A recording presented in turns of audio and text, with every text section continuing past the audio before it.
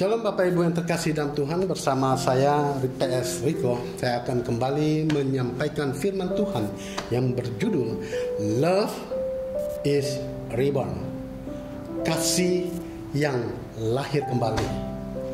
Kasih yang lahir kembali. Ini kita masuk di dalam momen bulan ini adalah bulan-bulan Natal, bulan-bulan kelahiran Mesias, diperingati di seluruh dunia, di mana sudah banyak pohon Natal, pernak-pernik Natal, lampu-lampu hias Natal, di mana gereja dihiasi, jalan-jalan dihiasi, dan di negara luar salju bertaburan, tapi lampu-lampunya gelap gemilap semuanya. Aduh, sangat luar biasa. Ini adalah momen Natal, di mana bulan 12 Desember dikatakan Yesus Tuhan lahir.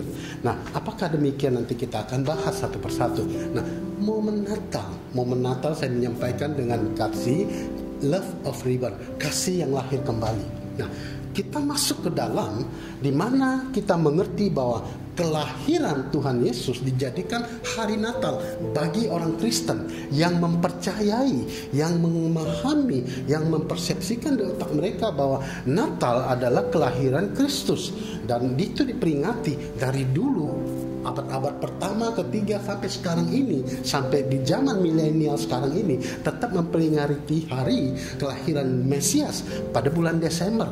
Tanggalnya sekarang sudah mulai bebas. Dulu bisa tanggal 25 top, nggak bisa diarahkan ke tanggal lain, tapi sekarang orang malah sudah beribadah memperingati hari Natal, ibadah Natal di awal-awal Desember, bahkan di akhir Desember masuk kepada Januari tahun depan masih memperingati rally Natal, gitu kan. Nah, apa konsep Natal sebetulnya? Kelahiran Sang Mesias, kelahiran Yesus Kristus. Dan kelahiran Yesus Kristus sendiri itu hanya dicatat dua Injil.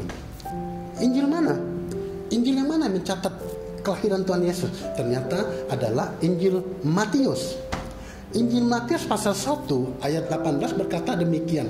Kelahiran Yesus Kristus adalah seperti berikut. Pada waktu itu Maria ibunya bertunangan dengan Yusuf, ternyata ia mengandung dari Roh Kudus sebelum mereka hidup sebagai suami istri. Ayat 19-nya, karena Yusuf suaminya seorang yang tulus hatinya dan tidak mau mencemarkan nama istrinya di muka umum, ia bermaksud menceraikannya dengan diam-diam.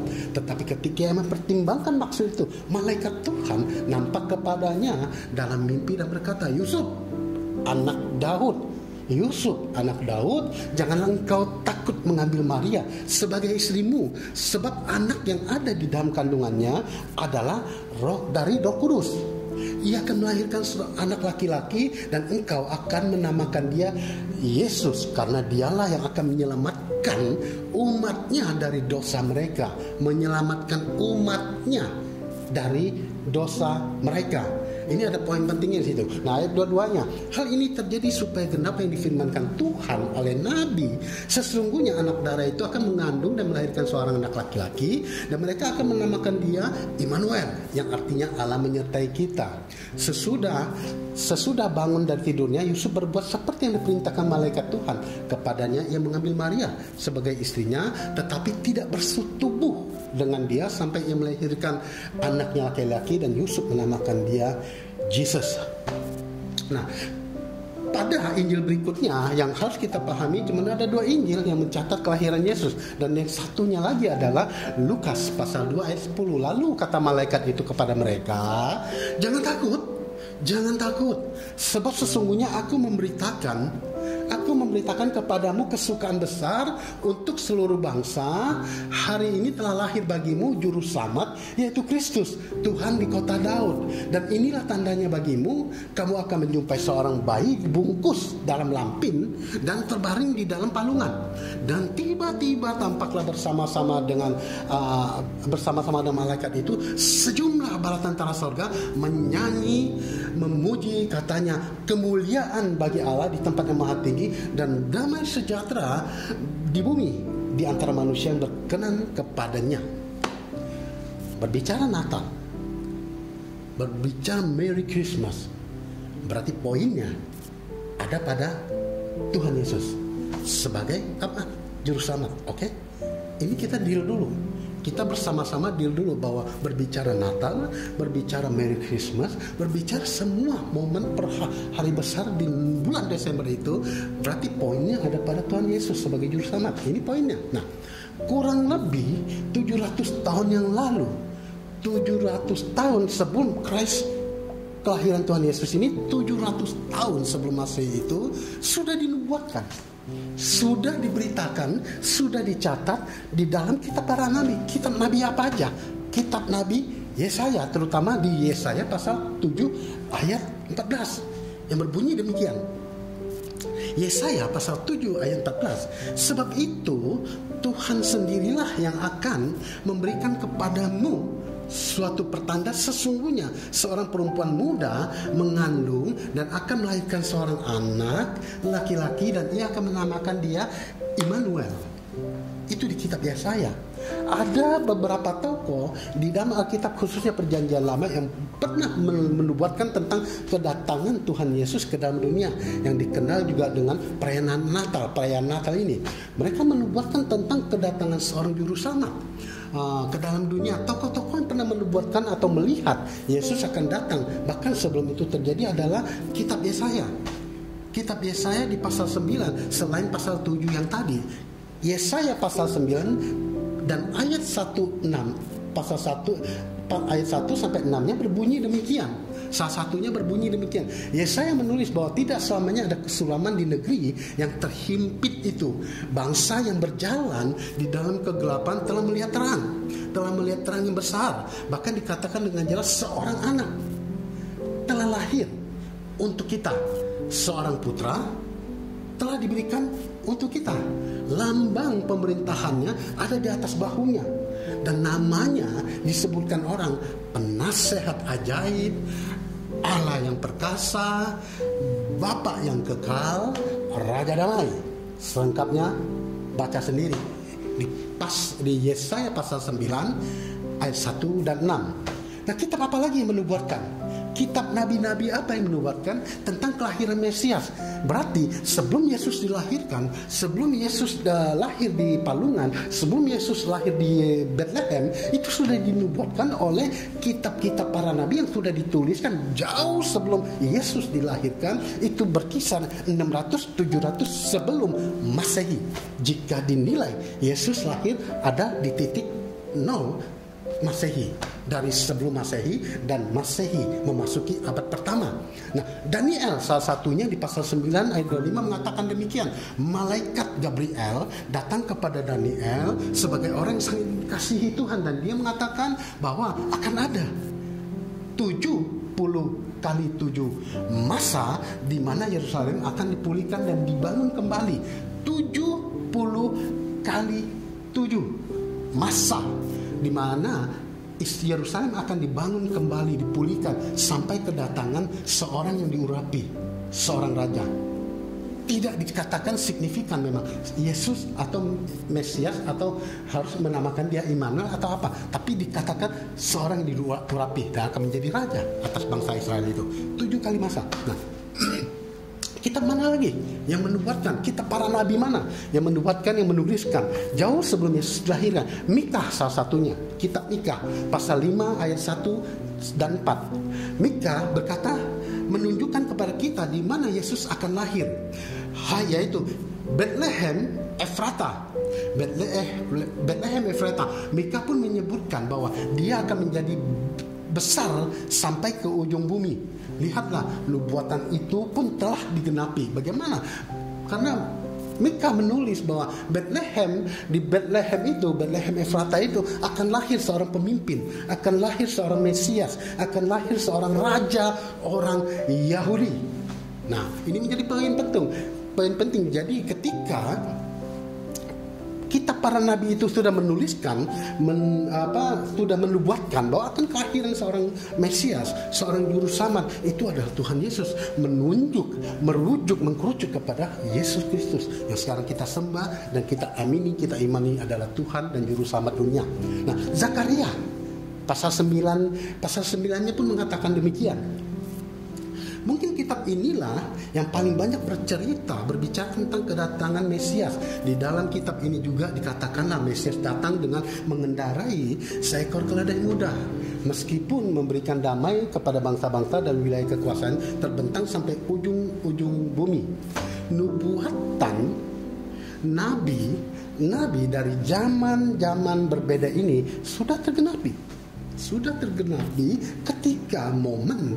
ketika momen Yesus lahir di Bethlehem, Yesus lahir di kandang domba, Yesus lahir terbungkus lampin di palungan. Itu semua tulisan-tulisan Nabi dari zaman purbakala, dari zaman 700-600 tahun sebelum Masehi itu sudah digenapi ketika Tuhan Yesus lahir.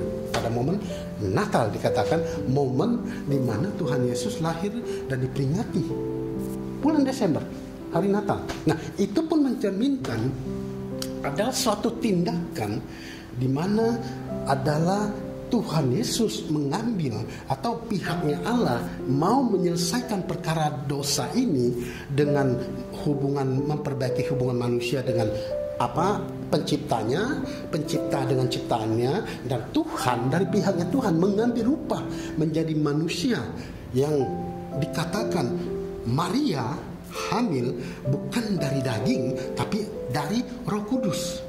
Jadi Maria hamil karena Roh Kudus, sehingga Allah mengambil rupa masuk ke dalam manusia, mengambil daging menjadi manusia. Itu disebut inkarnasi. Di dalam ilmu teologi orang-orang mempelajari itu dikatakan inkarnasi.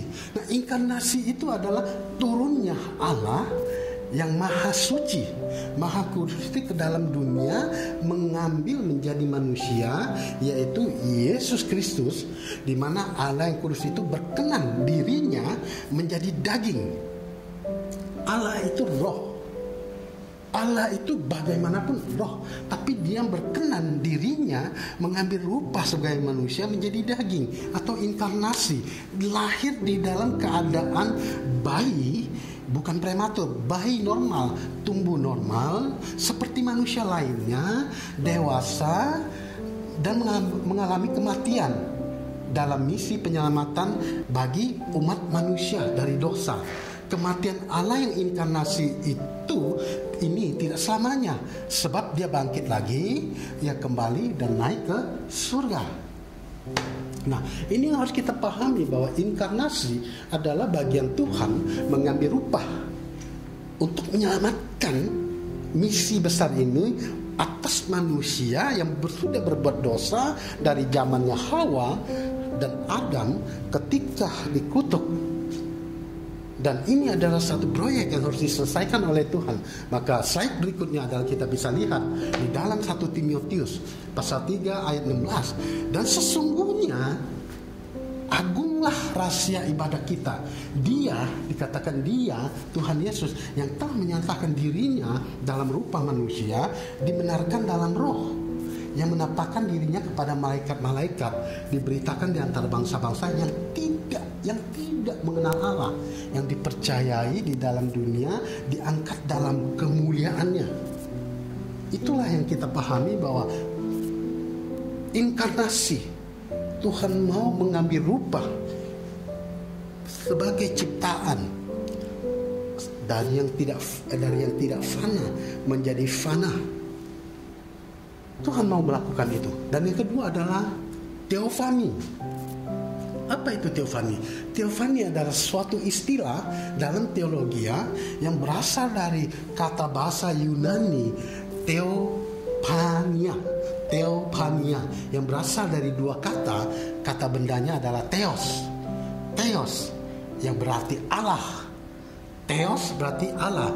Teopania berasal dari dua kata. Satu kata bendanya adalah theos yang berarti Allah, dan kata kerjanya adalah panero yang artinya menampakkan diri, menwujudkan diri. Maka teopania adalah Allah penampakan Allah atau appearance of manifestation of God to the world. Jadi penampakan Allah, bentuknya Allah di dalam dunia ini. Nah, pemahaman teofani sendiri, Tuhan Allah dengan tanda-tanda yang dapat dihayati, dimengerti ya pada yang bersangkutan. Nah, sehingga yang bersangkutan bisa tahu bahwa Allah hadir pada saat itu. Misalnya contoh, ya, Tuhan menampakkan diri kepada Musa. Pertama kali menampakkan diri kepada Musa di padang gurun, apa namanya? Ketika dia menggembalkan domba, dan Tuhan menampakkan diri pada semak belukar yang menyala api, dan ketika Musa melihat, dia kaget kenapa belukar pohon itu menyala apinya, tapi dia lihat pohonnya tidak terbakar. Lalu dia mengintip dan dia ingin melihat lebih dekat lagi. Lalu keluarlah suara dari semak belukar itu yang apinya menyala itu, tanggalkan kasutmu sebab tanah tempat yang engkau pijak adalah kudus adanya. Itu adalah teofani, penampakan Tuhan pertama kali kepada Musa, bahwa Musa harus mempunyai misi berikutnya adalah mengeluarkan bangsa Israel keluar dari Mesir. Nah, Allah menampakkan diri kepada Israel di dalam tiang awan, ingat, tiang awan dan tiang api, juga dalam awan yang padat dan disertai guru kilat di atas gunung Sinai. Dalam kemuliaannya itu, dan melalui Musa dia juga menampakkan diri kepada Gideon sebagai malaikat Tuhan atau malak Yahweh, dan seterusnya. Dan firman itu atau firman yang mengambil rupa menjadi manusia adalah Yesus. Dikatakan di dalam kitab Yohanes. Ingat, kitab Yohanes 1 pasal 1 ayat 1 mengatakan, pada mulanya adalah firman. Firman itu bersama-sama dengan Allah, dan firman itu adalah Allah. Yang artinya bahwa ketika firman Hologos, sabda Allah keluar dari Allah, Yesus yang keluar dari Allah mengambil rupa menjadi Yesus sebagai manusia, dia pada hakikatnya adalah Allah. Makanya sering saya katakan bahwa banyak Alkitab kita baca di Perjanjian Lama, Perjanjian Baru, banyak firman datang kepada para nabi. Ada firman datang kepada Yesaya, Yehezkiel, Yeremia, Habakuk, Hosea, Amos, semua ada firman datang kepada mereka. Tapi tidak ada firman datang kepada Yesus. Kenapa? Karena Yesus adalah sang firman. Yesus adalah firman, hologos, firman itu sendiri. Ketika dia mengucapkan orang lumpuh bangkit, orang buta celik matamu, celik. Lalu orang lumpuh berjalan, lalu orang mati bangkit. Karena sesuatu apapun yang diciptakan adalah firman. Nah, pemahaman seperti ini kita harus mengerti. Natal sebetulnya berasal dari kata Portugis yang berarti kelahiran. Adalah hari raya umat Kristen yang diperingati oleh orang Kristiani setiap tanggal 25 Desember dan memperingati hari kelahiran Yesus Kristus yang dirayakan pada malam 24 Desember setiap tahun. Nah, Natal sendiri berasal dari kata bahasa Latin Dies Natalis. Dalam bahasa Inggris perayaan Natal disebut Christmas, dan istilah Inggris kuno disebut di abad pada 11 Christus Mass, yaitu misa Kristus. Nah, ada makna yang Natal yang bias. Misalnya, makna Natal yang bias, kalau kita melihat orang memperingati Natal, wah banyak terjadi penyimpangan. Di situ misalnya ada Sinterklas atau Santa Claus. Di slide berikutnya kita lihat ada Santa Claus yang naik kereta yang bisa terbang dengan ditarik rusa. Pohon Natal dipenuhi dengan pernak-pernik. Ini makna Natal yang bias, yang diadakan secara tidak baik, dalam arti sudah menyimpang. Ketika Natal diperingati dengan pesta pora, dengan segala sesuatu yang tidak baik itu, maka kita lihat ada makna Natal yang bias. Di situ mereka hanya pesta pora yang dijadikan. Malah ada satu komunitas dimanapun bagian-bagian Indonesia mana lah, kita bisa tahu ketika Natal yang terjadi adalah pesta pora pembunuhan. Wah, banyak babi dirica-rica, ada babi panggang, ada babi hong, ada pesta pora di mana-mana pun. Karena dengan mayoritas Kristen, akhirnya ada para babi pergi ke catatan sipil untuk mengganti nama supaya terhindar dari penjagalan pembunuhan massal B2 babi itu. Nah, ini makna Natal yang dihiasi dengan pesta pora, beli baju mahal, beli baju baru, beli makanan, mengumpulkan semua, tapi lupa Natal sebenarnya adalah apa? Nah, ada Natal juga yang kedua, yang benar-benar Natal yang sebenarnya. Natal yang sebenarnya, Tuhan Yesus datang untuk menyelamatkan umat manusia. Dan disebut juru selamat karena manusia tidak mampu mengusahakan keselamatan itu. Manusia dari abad ke abad, dari zaman purba sampai sekarang nggak bisa mampu menyelamatkan diri sendiri. Karena tidak mampu selesai, maka Tuhan Yesus datang menjadi seorang juru selamat, menyelamatkan manusia itu, menarik mereka, memindahkan mereka yang binasa ke tempat yang tidak binasa. Itu yang menjadi momen sebetulnya Tuhan Yesus memaknai bahwa Natal sebenarnya adalah taat dan tunduk. Di pasal Matius pasal 1 ayat 18 pun berkata demikian. Yusuf seorang tukang kayu, bapaknya Yesus yang memiliki hati yang taat dan tunduk akan perintah Allah. Natal berbicara ketaatan dan ketundukan. Nah, apakah semua bisa taat dan tunduk? Bisa saja. Bisa saja tidak tunduk, dan ada contohnya nabi yang tidak tunduk. Misalnya Yunus diperintah Tuhan ke Niniwe, malah dia ke Tarsis. Ya kan, itu kan tidak tunduk. Ada. Nah, kita lihat bahwa Natal bukan sekedar merayakan hari lahir seorang bayi, tetapi memperingati inkarnasi Allah menjadi manusia. Slide berikutnya. Dan ketika Tuhan Yesus sudah memotongkan dirinya menjadi sesama, menjadi manusia untuk menyelamatkan misi itu, maka kita bisa lihat makna Natal yang bias dan makna Natal yang sebenarnya. Mulai hari ini kita jadikan Natal dalam kehidupan kita, terus mensyukuri apa yang kita alami. Nah, makna Natal yang bias, jangan sampai kita salah fokus. Ya, jangan sampai kita salah fokus tentang Natal yang sesungguhnya. Biarlah Natal dan tahun baru yang ini sekalipun masa pandemi, kata orang lagi pandemi, ya, namun kita tetap memiliki Kristus yang tidak meninggalkan justru kita menemani kita melalui tahun-tahun yang sulit ini.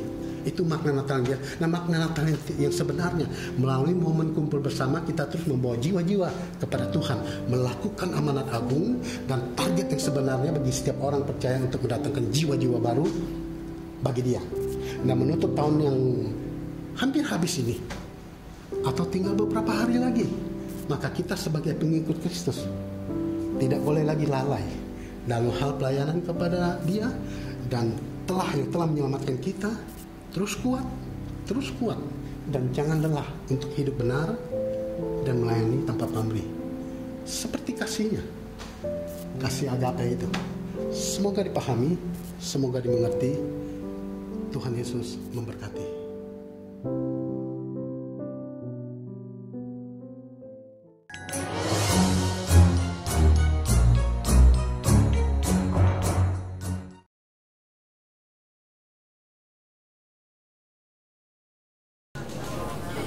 Mbaknya kenapa, Mbak?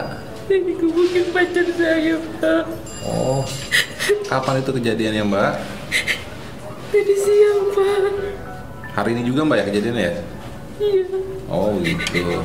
Coba Mbak jelasin secara singkat aja, Mbak, kronologisnya kenapa kok pacar Mbak bisa sampai mukulin Mbak sampai biru-biru begini, Mbak, mukanya Mbak? Saya disuruh datang ke rumahnya, terus dia lagi mabok, Pak. Terus saya cuma nggak dengerin apa yang dia omong. Terus dia kecil langsung cekek saya gitu, Pak. Ibu nggak usah takut, Bu, ya. Ibu percayakan sama pada pihak kepolisian. Nanti biar kami langsung proses semuanya, Bu, ya. Ibu tenang, ibu nggak usah nangis, sabar dulu, Bu, ya. Nanti kita buatkan laporannya. Iya, Pak. Ya, oke. Terima kasih ya, Pak. Baik, Ibu, sama-sama.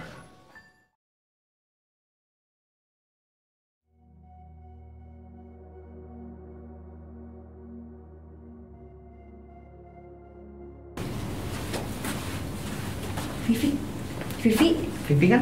Tamara, Jovan, apa kabar? Lu masih inget kita? Ya gitu, gue masih inget kalian kok. Lu udah lama banget tau gak kelihatan. Gue kangen main sama lu.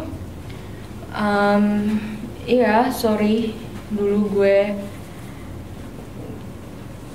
salah pilih temen. Karena mereka sekarang udah gak ada dan mereka cuma manfaatin gue doang. Pas gue lagi punya duit, sekarang gue lagi susah, mereka udah gak tahu kemana. Oh, santai, gak semua temen kayak gitu tau. Ya, dan kita tuh tetap temen lo. Dan kita masih mau main kok sama lo. Hah? Kalian seriusan? Iya, serius. Oh ya, gue mau minta maaf banget ya kalau dulu gue pernah sejahat itu sama kalian. Iya, nggak apa-apa. Lagian gue juga ngambil hati kok. Dan gue udah maafin lo. Santai aja. Kalian kok bisa baik banget sih sama gue? Karena kan kita teman. Jadi kita tetap berteman ya. Kita juga temen lama kan? Ini seriusan, kalian masih mau temenan sama gue? Iya, serius Vivi. Karena Serius? kita udah maafin lo. Thank you banget ya buat kalian udah mau temenan sama gue. Ya, sama-sama. Tetap berteman ya. Iya dong.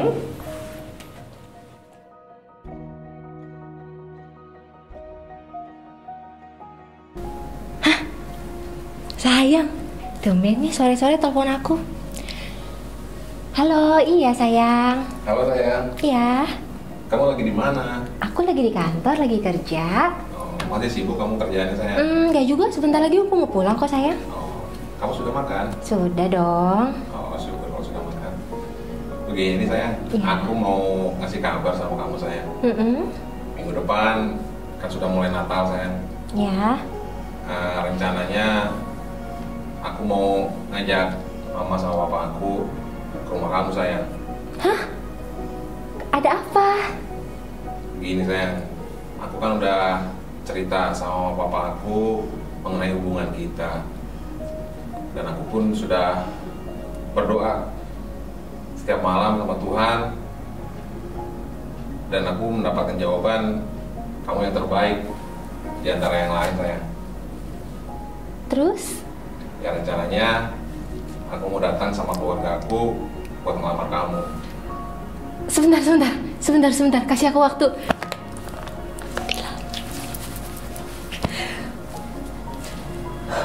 Halo? Iya sayang. Aku kaget sih. Jadi mau datang minggu depan ya, pas Natal ya? Iya sayang, sekalian kita kenalin keluarga kita sayang. Oke, aku akan informasikan ke mamaku dan adik aku, juga keluarga aku yang lain ya. Kalau kamu dan keluarga kamu mau datang ke rumah, pas Natal nanti. Oke sayang, aku tunggu informasi dari kamu.